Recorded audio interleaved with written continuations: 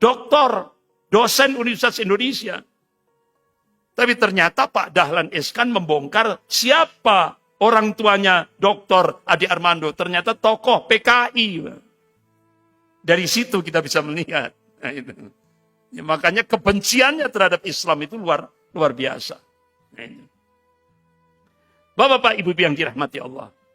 Jadi ini benar-benar tugas daripada buzzer-buzzer rupiah ini anispopia.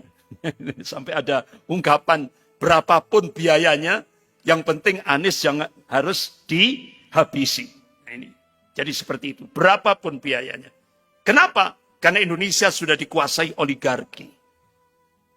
Dan oligarki itu sudah siap, ya kan? Uangnya itu tidak ada, apa istilahnya itu? Tidak ada nomornya. Apa, tidak ada seri. Ya kan? Jadi seperti itu. Sampai seperti itu. Berapapun biayanya. Yang penting Anies dihabisi. Nah, ini. Bahkan akhirnya kan terbongkar juga dari pengacaranya Pak siapa itu? Pak Komarudin Simanjuntak. Ada 300 triliun yang disiapkan untuk menghabisi Anies Baswedan. Jadi ini membuli ulama, Islamofobia, mendukung koruptor, adu domba anak bangsa, menghina Islam. Ya, dia sangat pro terhadap oligarki dan mafia tanah, mendukung prostitusi, ya, mendukung eksekusi ilegal, mendukung perjudian, miras, dan sebagainya. Ini tugasnya. Buzzer-buzzer rupiah ini. Nah, ini. Jadi makanya ini era politik post-truth. Seperti itu. Ini darurat kebohongan dan kezaliman. Bahkan sampai Direktur Deradikalisasi BNPT, Profesor Irfan Idris. Dia katakan, kalau ada orang tua ngajari anak ngaji dan sholat, itu masuk stigma Islam radikal. Coba. Padahal Profesor Irfan Idris ini Muslim. Coba Bapak Ibu lihat dahinya ini. Ya kan? Jidatnya hitam. Ya kan? Saya kira dia orang sholat, ya kan? Tapi karena ini tadi, dia sebagai Direktur Deradikalisasi BNPT, Badan Nasional Penanggulangan Terorisme. Dia katakan, dia memberikan statement bahwa ngajari anak, kalau ada orang tua ngajari anak ngaji dan sholat, itu masuk kategori Islam radikal. Konotasinya jelek, Pak, negatif. Gitu. Ya kan? Bahkan sampai kotak amal pun, kotak amal, itu diberikan stigma ini proses menuju terorisme. Kotak amal. Ya kotak amal di dalam masjid itu. Itu merupakan proses menuju terorisme. Sampai seperti itu. Jadi benar-benar umat Islam di Indonesia ini ya kalau istilah orang Jawa, lagi digodok di kawah condro timuko. Jadi benar-benar direndahkan betul. Ya, kan? Ya. Inilah yang terjadi. Bapak-bapak, ibu yang dirahmati Allah. Oleh karena itu, John Pilger, ini wartawan dari Australia. Jadi korban terbesar terorisme itu adalah umat Islam. Hakikatnya tidak ada perang melawan terorisme, itu tidak ada. Yang ada itu perang menggunakan alasan terorisme, itu. Itu yang benar. Jadi akhirnya umat Islam tahap demi tahap paham. Jadi rezim ini bersembunyi di balik narasi radikalisme, terorisme, intoleran dan sebagainya. Bahkan tokoh Papua yaitu Pak Chris Wamia itu. Jadi masalah utama negara ini adalah ekonomi hancur, korupsi merajalela, menggurita, dan dikuasai oleh oligarki. Ini sudah benar-benar mencengkeram betul di Indonesia. Nah, ini ditutup dengan stigma, dengan gerakan Islamophobia. Yaitu memproyeksikan Islam seperti hantu yang menakutkan. Nah, itu untuk menutupi tadi. Jadi seperti itu.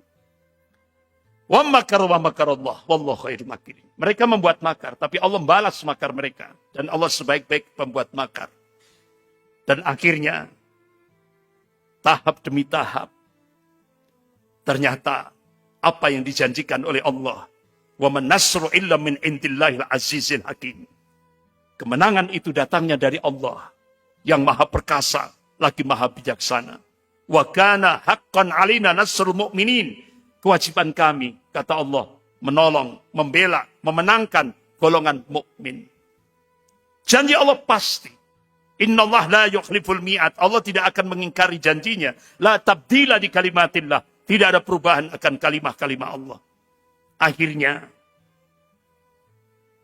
tahap demi tahap, walaupun secara formal, ya, tokoh-tokoh formal, seperti Pak Yusuf Kala, setelah beliau tidak menjabat lagi waktu itu, menyoroti tentang Pilpres 2019.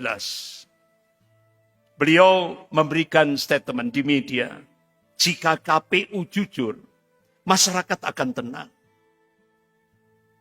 Bahkan Pak MS Kakban, ya, mantan Menteri Kehutanan waktu itu ya, Kehutanan. Ya.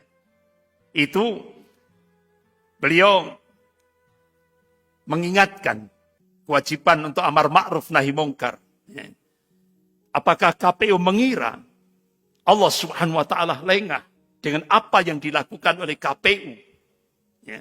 Komisi Pemilihan Umum di Indonesia ini. Ini hanya masalah waktu.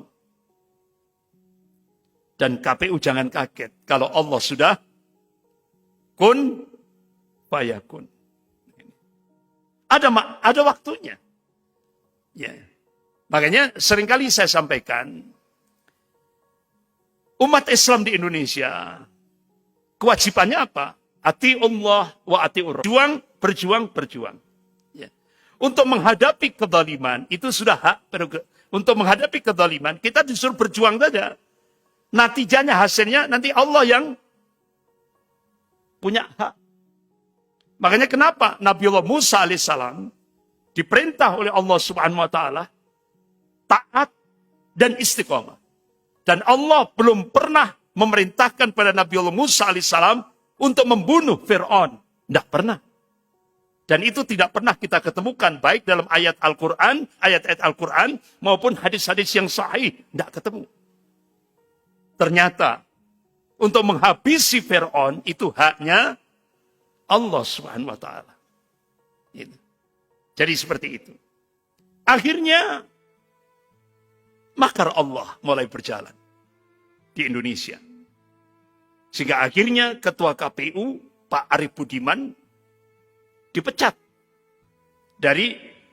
setelah diputuskan oleh DKPP, yaitu Dewan Kehormatan Penyelenggaraan Pemilu Republik Indonesia.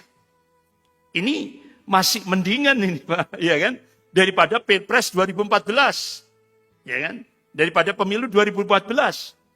Kalau pemilu 2014 Pak Husni Kamil Malik dibunuh. Kenapa? Beliau mau mengungkap kecurangan. Itu 1 jam sebelum meninggal, itu masih diskusi dengan Profesor Rias Rasyid. Ya, Rias Rasyid itu. Masih diskusi. Tidak tahunya setelah itu membiru. Dan keluarga tidak boleh melakukan otopsi. Tidak boleh. Diracun. Itu ketua KPU yang pemilu 2014. Kalau sekarang masih mendingan, ya, dipecat gitu aja. Ya, walaupun pakai kardus ya, dan kardusnya digembok lagi. Ini tidak logik Pak, itu, Pak. Sudah kardus suruh gembok gitu. Yuk kardus suruh gembok itu tidak logik gitu, Pak. Kita sudah paham itu akan dijadikan untuk pintu untuk kecurangan. Ya kan?